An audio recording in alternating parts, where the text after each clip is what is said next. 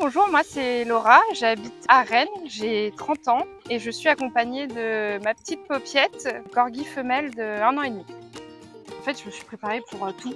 Je pense que j'ai regardé plein de vidéos sur l'arrivée d'un chiot. J'ai vu des livres, des interviews, etc. Mais je pense qu'on n'est quand même pas prêt quand le chien arrive.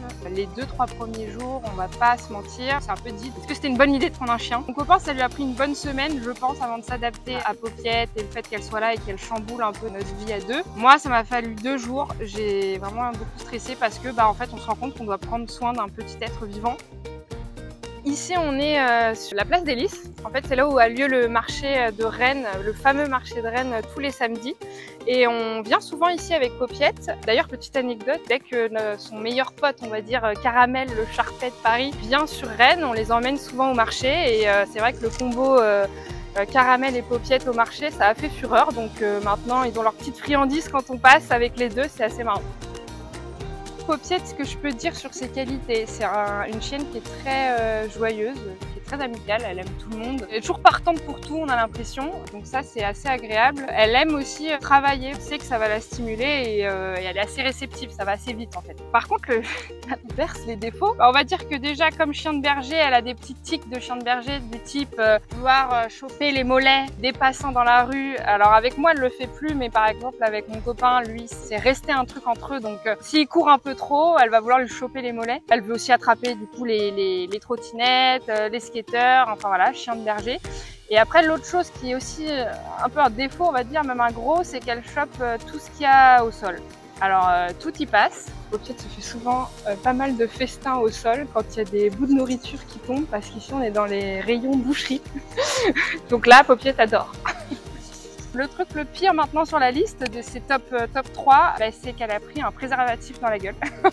Et là, il faut enlever le préservatif et donc là, c'est super agréable. Et en plus, elle l'a pas fait une fois mais deux. Donc on était ravis. Voilà. Après, il y a le caca humain, il y a tout ça, quoi. Pareil, dans les petits top 3 ou top 5. Le top 1, alors elle nous a rongé les plaintes de l'appartement. Ensuite, elle s'est attaquée, alors je crois que beaucoup le font dans la communauté crapule, mais même d'autres. Elle s'est attaquée au canapé parce qu'il y avait sûrement un fil qui pendait et ça a dû l'amuser. Et après, elle a continué le désastre. Donc aujourd'hui, on a changé de canapé. Du coup, ici, on est dans le quartier du Mail, ce qu'ils appellent, c'est le Mail François Mitterrand. On aime bien venir ici avec Popiette. Pourquoi? Parce que déjà, il y a plusieurs bars assez sympas derrière. On a la balade le long du canal. Popiette, du coup, on l'a sociabilisée très jeune. Elle a été tout de suite mise dans les espaces canins, en tout cas quand on habitait à Paris. Et là, ici à Rennes, d'ailleurs, il y a beaucoup de gros chiens finalement. Du coup, elle n'a pas peur, elle s'entend super bien, elle va vers tout le monde. C'est reparti. Elle fait sa live. Elle aime bien être dans les groupes de chiens, mais par contre, faut pas qu'il y ait non plus 20 chiens d'un coup. J'ai remarqué que quand même, les balades, si on est un petit groupe, 3-4, c'est très bien. Elle joue avec tous. Par contre, s'il y a trop de chiens, après, elle va faire l'indépendante et faire sa vie, mais elle va pas jouer non plus avec eux. Du coup, là, on arrive vers le long du canal, donc le canal de l'Île-Errance. On aime bien se promener sur le chemin. Là, on a les péniches le long, on croise souvent des chiens, donc c'est aussi une des balades que Popiette aime bien faire. Donc allez, on va aller voir un peu ce que ça donne. Vivre à Rennes avec un chien, sachant qu'on a vécu à Paris. En plus, on était dans un quartier de Paris où il y avait des espaces canins et il y avait une belle communauté de chiens, de maîtres chiens, on s'entendait bien. On l'a retrouvé ici. C'est quand même une ville assez friendly avec les animaux. D'ailleurs, dans tous les restaurants, on n'en a pas rencontré un où on nous a dit non, vous pouvez pas venir avec Popiette. Donc ça, c'est agréable. Et même dans les boutiques, chose qu'on n'a pas, par exemple, tout le temps à Paris. Donc ça, c'est agréable pour la ville de Rennes. Et par contre, au niveau des espaces, ça n'a rien à voir. Là, maintenant, on habite à 10 minutes par exemple des prairies et c'est un énorme espace, c'est comme c'est appelé, c'est des prairies, espace où on peut laisser les chiens en libre et le soir du coup pendant l'année on se retrouve parfois avec une vingtaine de chiens. Du coup, il y a une belle communauté ici et puis après l'avantage c'est que du coup on peut l'emmener aussi à la mer, donc elle peut aussi connaître ce que c'est de s'éclater sur une plage et se baigner, donc ça c'est super agréable aussi pour elle. On a la guinguette des petits bateaux, donc en fait on peut, si on veut, louer des petits bateaux à moteur pour faire l'Île-Errance, donc le canal, et les chiens sont autorisés sur les bateaux. Et ici donc on peut boire un verre le soir, c'est ouvert en fait toute la journée pendant l'été, c'est très sympa. Parfois il y a des petits concerts et du coup de Popiette, on adore venir ici la semaine, en été. Tout ce qui est la partie réseau Instagram, moi je le fais pour déjà garder un album un peu d'évolution de Popiette et une trace des aventures de Popiette. Et maintenant, ça nous a permis de rencontrer pas mal de monde. Là, on a débarqué dans une ville où on connaît personne et grâce à Instagram, dont aussi la communauté Crapule, on a rencontré des gens, on s'est fait des amis. Ça, c'est quand même assez exceptionnel.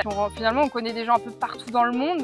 Moi, je parle avec des personnes au Pérou qui ont des corgis. Enfin, en plus, quand il y a la race, ça amène aussi une autre communauté autour de cette race. Et là, pour la partie de tout ce qui a été le hashtag NotPerfectRapule, moi j'ai trouvé ça bien de le dire. Comme on dit pour des faits de société où on essaye un peu de libérer la parole sur des sujets, bah là c'est pareil. Même si c'est dans le monde canin, il faut arrêter de mettre en avant que les chiens sont toujours parfaits. Et en plus, ça met une pression pour tous les futurs maîtres de chiens.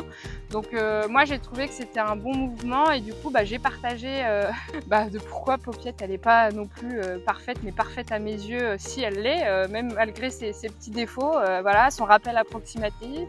Ici, on est aux Prairies Saint-Martin. C'est comme son nom l'indique des prairies et on est à 20 minutes du centre-ville de Rennes. Donc, c'est vraiment des prairies dans la ville de Rennes. Il y a pas mal de choses à voir, des ânes, des vaches, des endroits pour faire bronzette, pique-nique, des jeux pour enfants. Donc, c'est assez grand.